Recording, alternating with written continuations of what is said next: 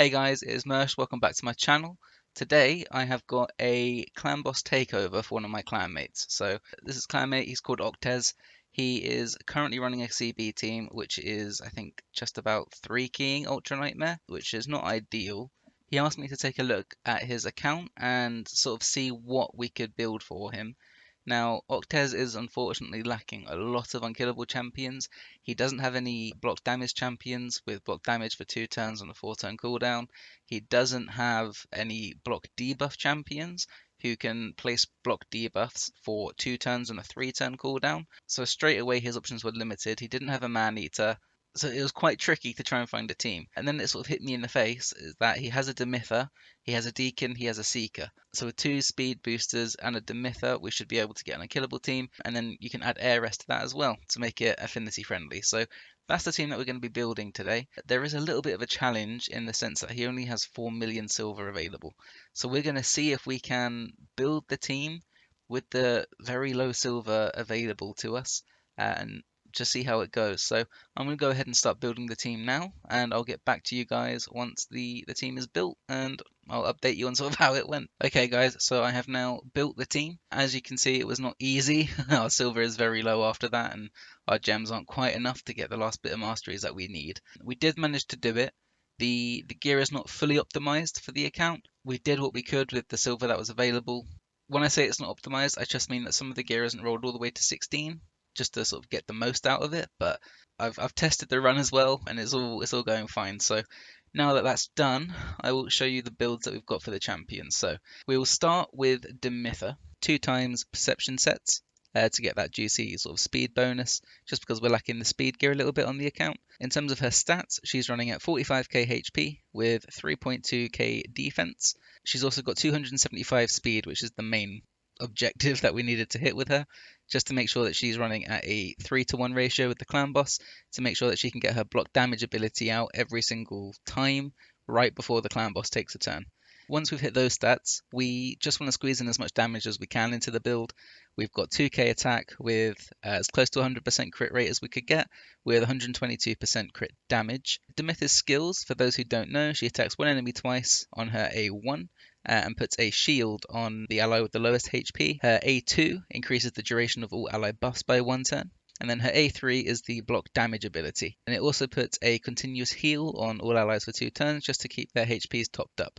It's not too relevant for this clan boss team. I think it's only the first turn during the actual clan boss run that anybody will take any damage. So this just helps to make sure that everyone's at 100% HP to make sure the clan boss stun is stunning the right person. In terms of her masteries, we have got standard offense masteries down to War Master.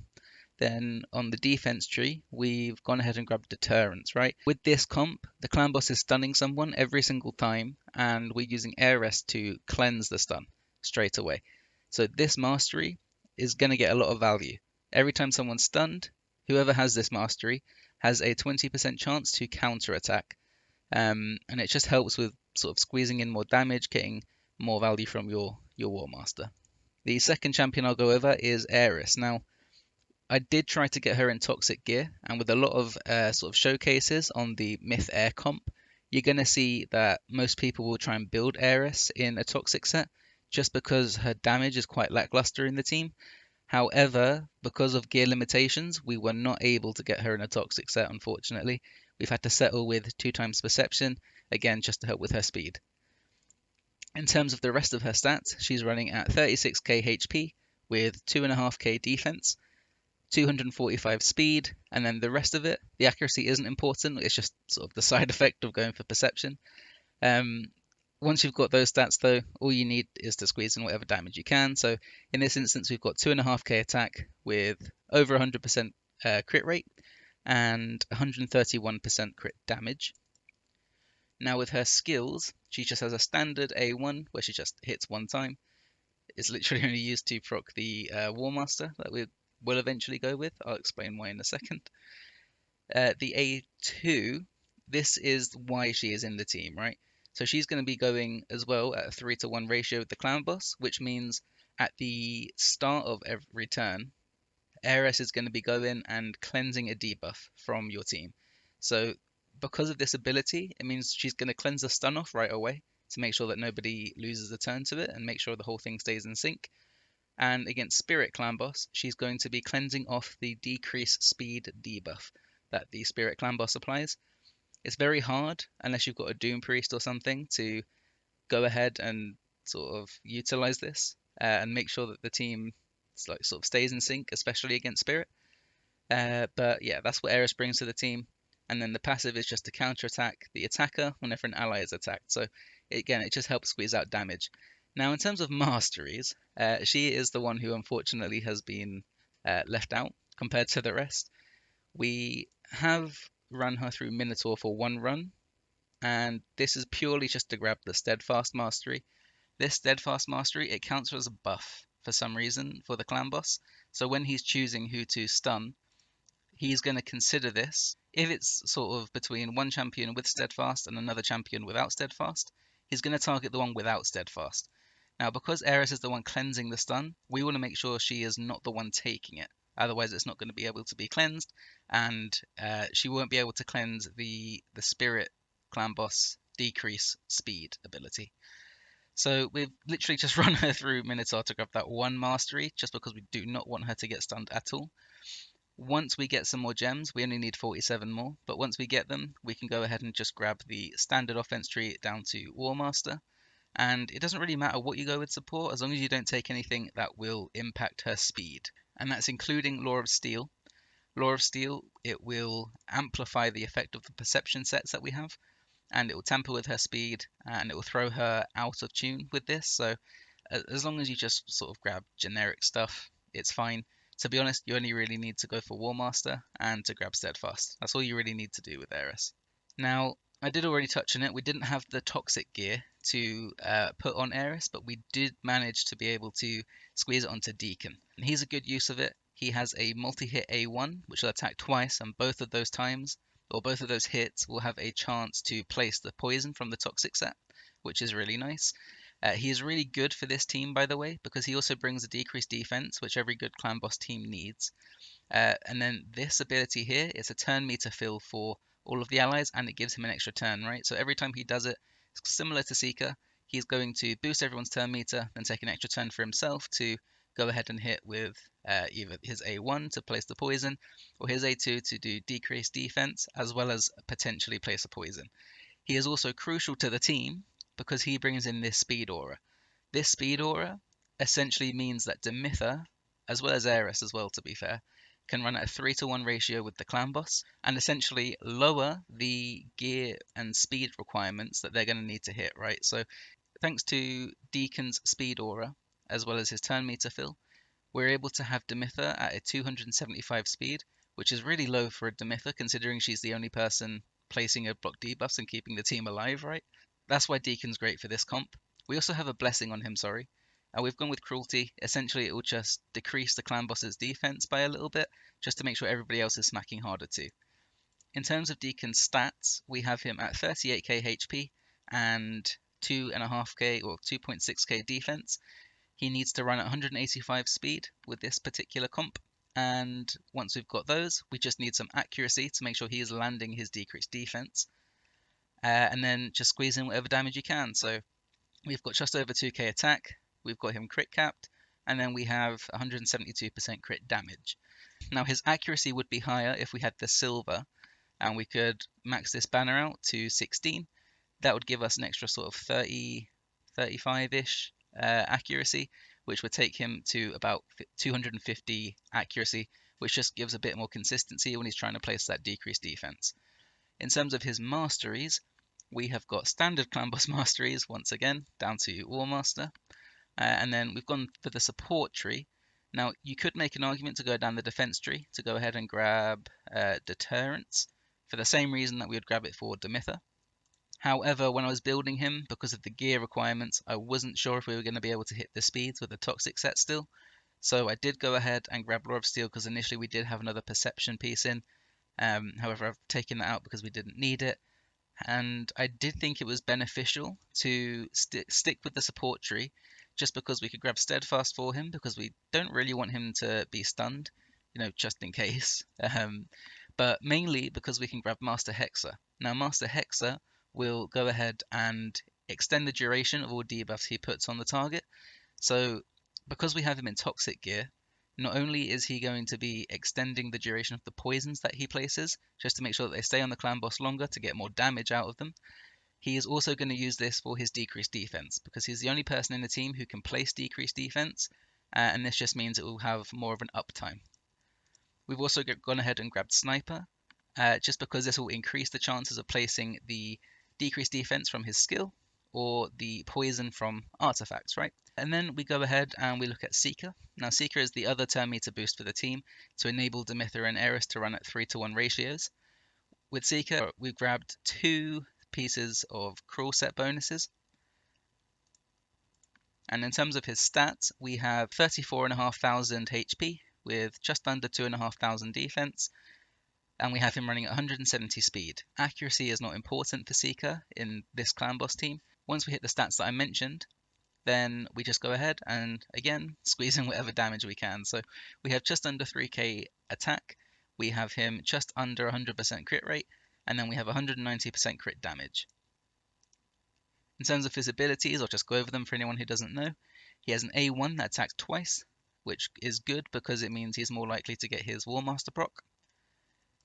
And then his A2 is a big juicy turn meter fill of 30%, which is huge by the way. Then he will also put an increased attack buff on everybody for 2 turns, and it gives him an extra turn. So he'll increase his own attack, he will increase sort of everyone else's on the team, and his A1, by the way, scales off of attack, which is really nice. So he just increases his own damage, increases the team's damage, happy days, more damage. In terms of his masteries, yet again, we have gone standard offense mastery tree down to Warmaster, and then we've gone, for the same reason as Demytha, the defense mastery tree, just because we want to grab deterrence to make sure he's counter-attacking whenever somebody is stunned. And then finally, we have our DPS option. We have gone Geomancer, and the reason for this is he's not necessarily like the biggest crazy like busted numbers DPS that you're going to find. For example, we could go Farrakin, we could go ahead and grab Ninja, who's like god tier for clan boss damage. However, the reason we've gone Geomancer is for affinities, right? So against Spirit Affinity, the Spirit Affinity clan boss is only going to target Force champions, and if you take Geomancer out of the mix, the only Force Affinity champion that we have in the team is Heiress. And Heiress is the person who is making sure that the Spirit Affinity isn't putting decreased speed on everybody and isn't stunning everybody. She's like taking care of it with her A2, making sure that that's removed from everybody the whole time. So we have Geomancer in the team because we want him to take the stun instead of Heiress, so that Heiress can just cleanse it straight off him, right? If the clan boss targets Heiress, the whole thing messes up. So we needed to get a Force Affinity DPS in over anybody else. His damage numbers are still really good, however, they're just not busted. Without further ado, Geomancer A1 attacks everybody, but for clan boss it'll only attack him, and it puts a decreased accuracy out there. His A2 will remove all buffs from the target and then attack them. It also steals buffs from the target if they're under a HB burn placed by him. This HB burn placed by him comes from his A3, which will put HB burn and weaken on the target for 3 turns, which is actually really nice. And then his passive essentially is where a lot of his damage comes from. Now with block damage comps, we aren't reflecting every bit of damage that has come out. All we're going to be reflecting with this passive is this last bit here in his passive. So every time he gets hit, he has a 30% chance of dealing additional damage equal to 3% of the target's max HP. Now the clan boss is going to have a lot of max HP, so we're going to be reflecting 3% of sort of his HP every time Geomancer's hit. It's not busted numbers like it used to be before he got nerfed, but it still adds up and makes for some really solid damage, especially when you're considering that he's also going to be attacking himself, he's going to be putting Warmaster procs out himself, and beyond that, we just go for as much damage as we can in his kit, right? So we have him with 1 perception set bonus with 2 cruel set bonuses. In terms of his stats, we have him very low HP, less than 30k. We have him very low defense, as small as we could get it. I'm pretty sure all that defense is just coming from his shield, pretty much. But we have it at 1,850. Then he needs to run at 158 speed, and to be honest, once you've hit them, You need the accuracy for his debuffs, being the HP burn and the weaken, and aside from that, just squeeze in whatever damage you can. So we were able to get 4k attack along with a 99% crit rate and 169 percent crit damage. In terms of his masteries, we have gone on offense tree down to War Master again, and then we've actually gone for support because we want to make sure we've got the accuracy to place the debuffs. We've also got Master Hexer to extend the duration of them, so that HP burn and weaken have a chance of staying out there for 4 turns every time he casts it on a 3-turn cooldown, which is just really nice. We've gone Law of Steel, which does impact his speed with the perception, but I checked it on the calculator before running it. It's absolutely fine. And then we've also gone Sniper just to give him more of a chance to actually go ahead and place those debuffs.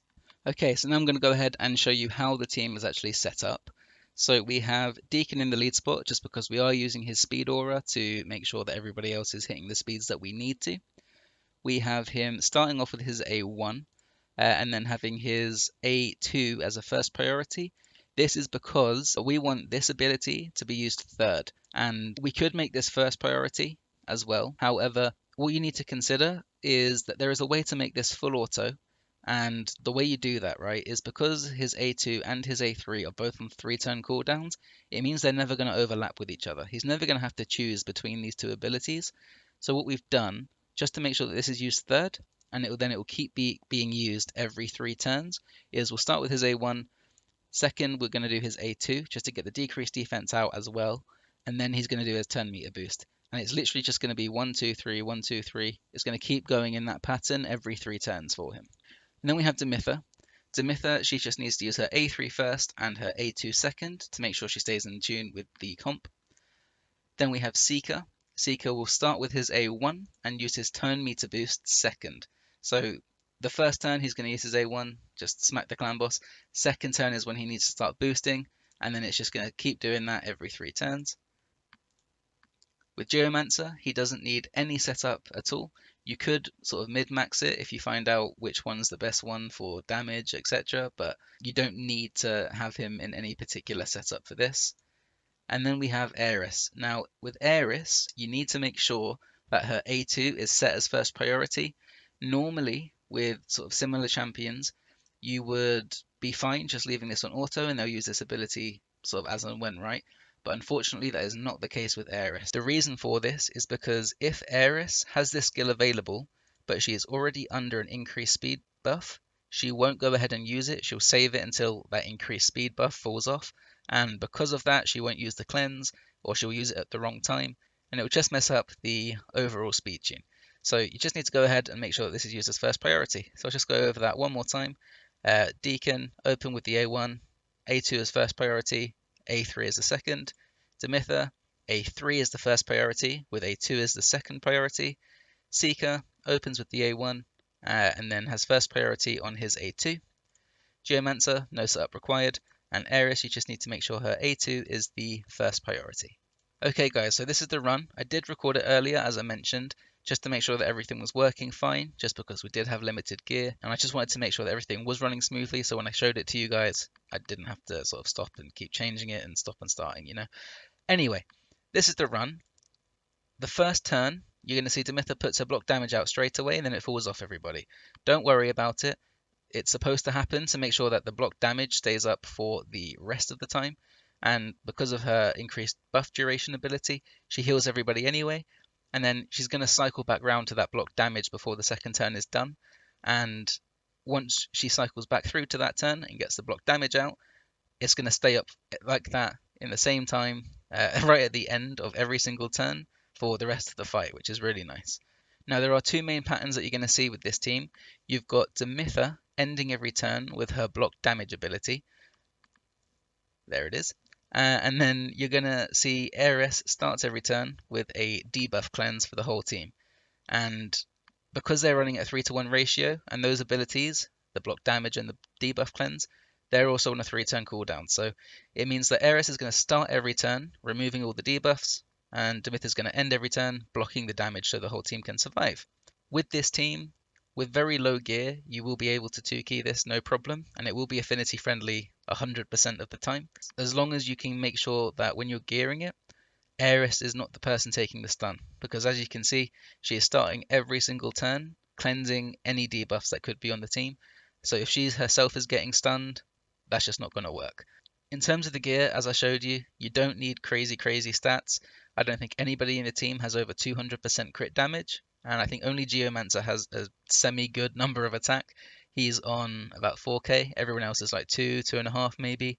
And obviously we could get more damage when Heiress has War Master too, but that's generally how the run's going to go. It's just the 2 10-meter boosters making sure that Heiress and Demytha can get their 2 crucial turns in to make sure that the comp stays unkillable and the stuns and the decreased speed debuffs won't ever matter. So I'll skip to the end of the run now, so it's just so you can see the damage numbers and just so you can see that it does indeed 2-key.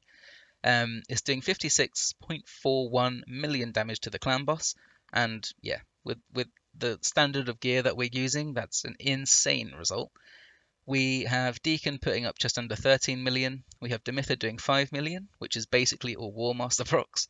We have Seeker putting up 14 million, which is really good considering he's only in Cruel gear, and he only has, I think he has less than 200% crit damage with about 2.5k attack. So it's really nice to see Seeker putting up some pretty good numbers, second best in the team. Then we have Geomancer. As I said, his passive should not be underestimated. The War Master procs should not be underestimated. Geo's still putting up 22.5 million, which is really nice. He's putting up just under half of the damage that the overall team is doing. And then we have Heiress coming in with a very sad looking 2 million. This is because she does not have War Master, and she is also not in a toxic set. If she was in a toxic set, instead of Deacon, her damage would look a lot higher and Deacon's would be a bit lower.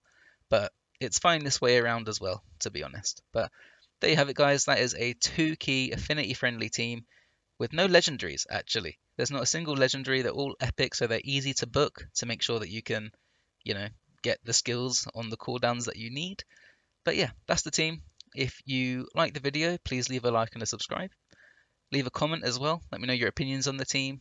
Let me know how your team performs.